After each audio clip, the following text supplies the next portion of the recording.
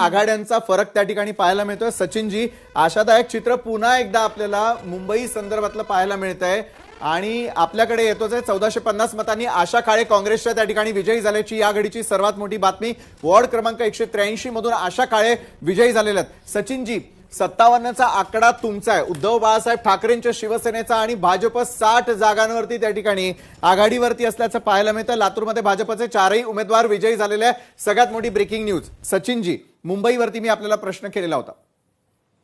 नाही, एकच आहे, जसं मी तुम्हाला अगोदर बोललो की बाबा आम्ही त्याच्यात पर्याय तयार करायला कमी पडलो, किंबहुना ते करता आले नाही, कारण ज्यांच्यावर विश्वास ठेवून आतापर्यंत आम्ही राजकारण केलं तेच ऐनवेळी गेल्यामुळे तुम्हाला दिसत असेल की शिंदेच्या ज्या नगरसेवकांमध्ये जी संख्या जे 20 दाखवत आहेत त्यातले तर 15-16 तर तेच आहेत, आणि हे विश्लेषण महत्वाचं आहे। आणि म्हणून तुम्ही बघितलं असेल की आज आम्ही आता 57 भागांमध्ये आघाडी घेतलेली आहे, आमची सिटी सोडून तिकडे ती आघाडी मिळते।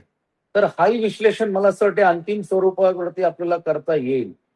पण एक गोष्ट नक्की आहे की आमची जी पूर्ण ताकद आणि विशेषतः जे मुद्दे जे लोकांपर्यंत आम्ही घेऊन गेलो होतो, त्यामुळे आम्हाला आत्मविश्वास आहे की लोक आम्हाला साथ देतील। अर्थात आता ह्याच्यात जसं मी परत परत ते बोलतोय तेव्हा का शाहीचा गोंधळ घातलं का, बूथमध्ये आमच्याच पट्ट्यांमध्ये बूथमध्ये काही लोकांना दिले नाही, 2-2, 3-3 तास सर्व लोक इकडे तिकडे गेल्यानंतर आघाडीवरती असताना अचानकपणे मिळालेली लीड जी आपल्याला पाहायला मिळते 57 जागांपर्यंत, किती आश्वासक चित्र आहे शिवसैनिकांसाठी यावेळेला?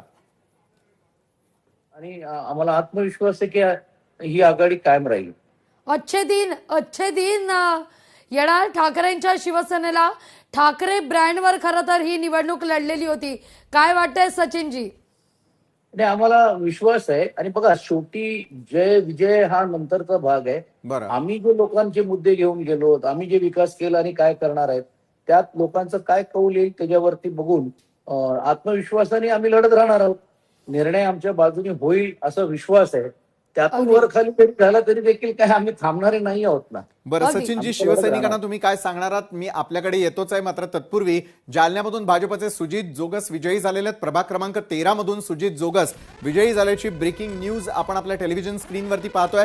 सगळ्यात वेगवान निकाल अर्थातच लोकशाही मराठी आज महाराष्ट्रातल्या आमच्या तमाम प्रेक्षकांपर्यंत पोहोचवते आहे। प्रत्येक ठिकाणच्या महापालिकांचे अपडेट पाहत असताना जालन्यामधून सुजित यांच्या संदर्भातली बातमी येते।